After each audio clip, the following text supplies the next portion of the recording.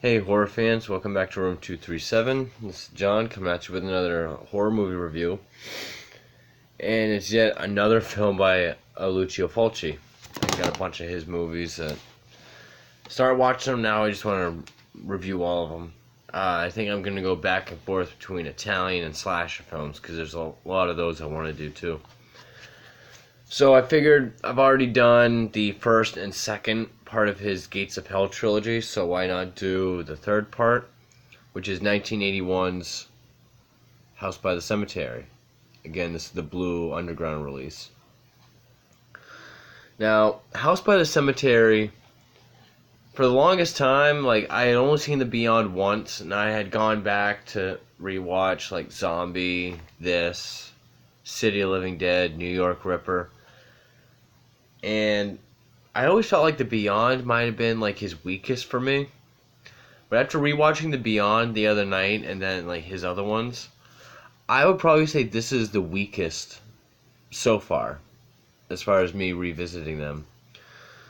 I still like it. It's still got great scenes of gore. It's got a nice setting. I like the look of the house out in the woods. It actually takes place in New England, which is where I'm at. Because usually Fulci, if it's not in Italy, it's almost always in New York. So it's kind of nice to have and it's in the fall, which New England's known for its fall. So I like the setting, I like the music. The gore goes without saying, gore's always great. Just something about it is it doesn't feel as strong as The Beyond or City of Living Dead or Zombie.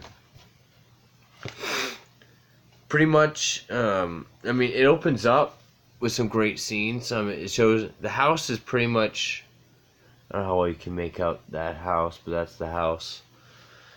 There's a couple, I guess it's a place where young couples go to be alone. The female is actually the woman that vomited her insides out on City of Living Dead. She's looking for her boyfriend. She finds him, and if I remember correctly, I think it's this guy. There's a lot of dead bodies in it, so I gotta try to remember. Could be wrong, though. Again, part of this I was dozing off to because I had another big day at work today, so kind of dozing off, but I did better with this than I did whatever it was one of my last reviews was. And she gets stabbed again, kind of like in pieces, stabbed to the back of the head, out the mouth. Still looks great. Sometime later, there's the Boyle, and that takes place in the Fraudstein House. That's the family name of the house. So sometime later, we get the Boyle family. Mother, daughter, and son Bob. That is Bob, and Bob is one of the biggest pains in the ass in horror history. He is just an annoying little kid. I think they're trying to make him sort of cute and I don't know. The English dubbing is poor, so that doesn't help him any. But the kid is just given a lot of annoying scenes. He's when they're in a parked car and he's behind the wheel, he's always going vroom vroom vroom. Or when he has his remote control car, he's like, okay, go on the start line. He's always playing and being annoying. But when the kid has to act scared, he looks fucking scared. Except for when he's screaming like, Mommy, Mommy, Mommy.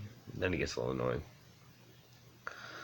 They move into the Fraudstein house, and I want to say, what was it, the dad's former colleagues lived in the house?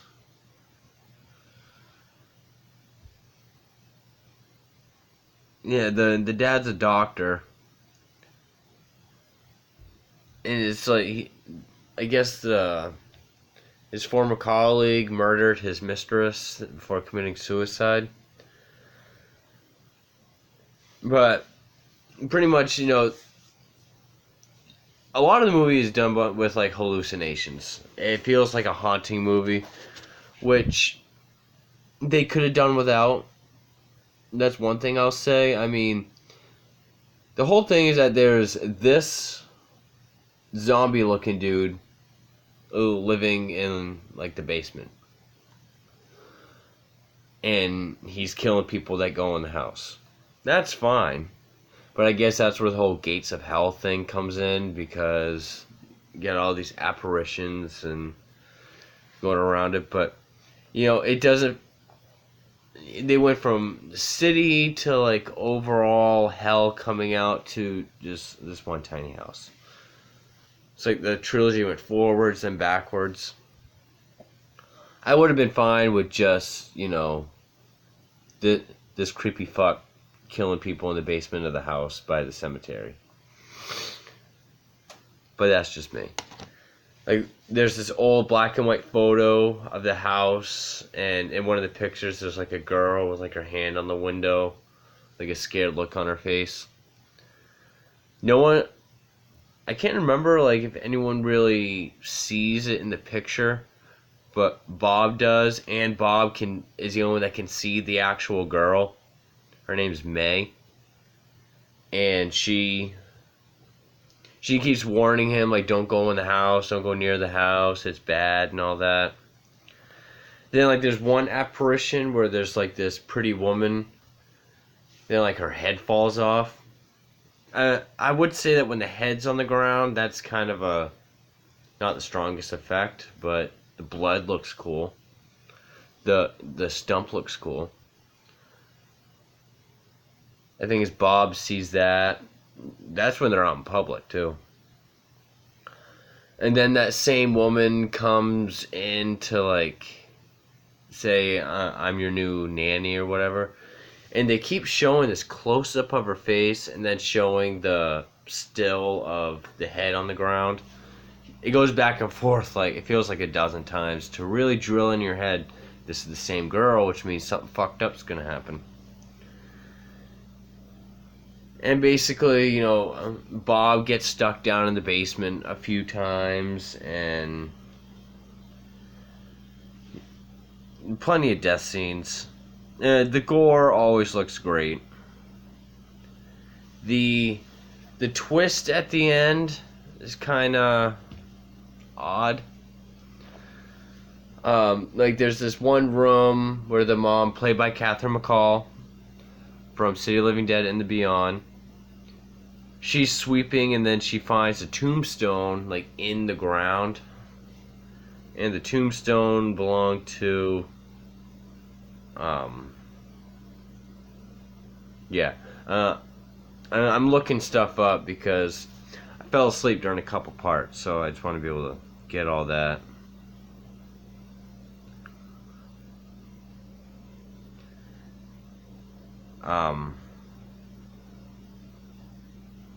Where the hell did I see it?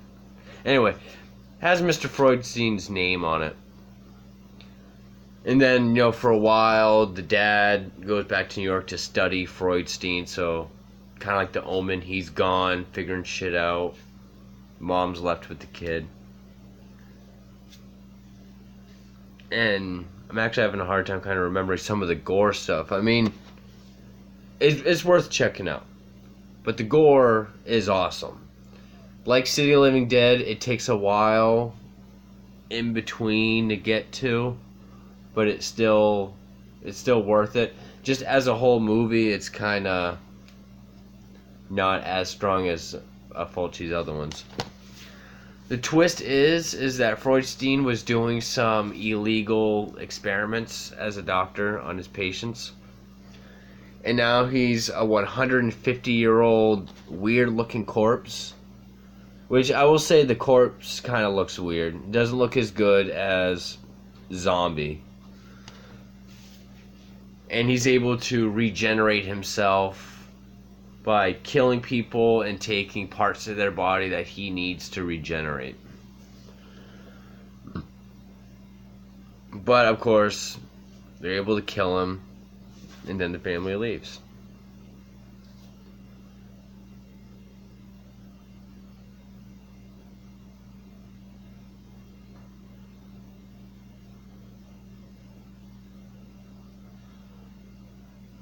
Actually, I could be wrong. Because then there's like a dagger. There's like a certain dagger that can kill him. The dad gets his throat ripped out.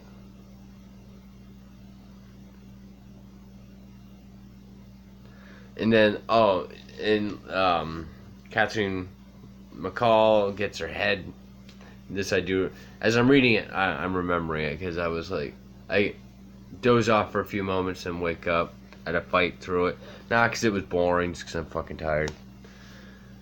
Yeah, she gets her head slammed into the concrete. So Bob's the only survivor. And he's actually taken by May and her mother. So it's almost like he's getting absorbed into the family now. I guess this is kind of a poor review. But there's not much to the film. I mean, it's really just a family in this house. Weird shit's happening. People get killed. Up until the end that I just spoiled. Essentially. Yeah, I would say this is Fulci's one of his weaker films. I mean, even his giallos, like Lizard in a Woman's Skin and Don't Torture a Duckling, I now enjoy more than this. I mean, last time I saw this was back during the not so great part of my life. But yeah, sorry this review wasn't that great, but I mean, it is what it is. So, but I'm getting ready to watch slasher film. Feeling awake now. I'm not gonna say what it is yet, but so stay tuned, and I'll be back with another slasher film review. So, for Room 237, I'm out. Thank you.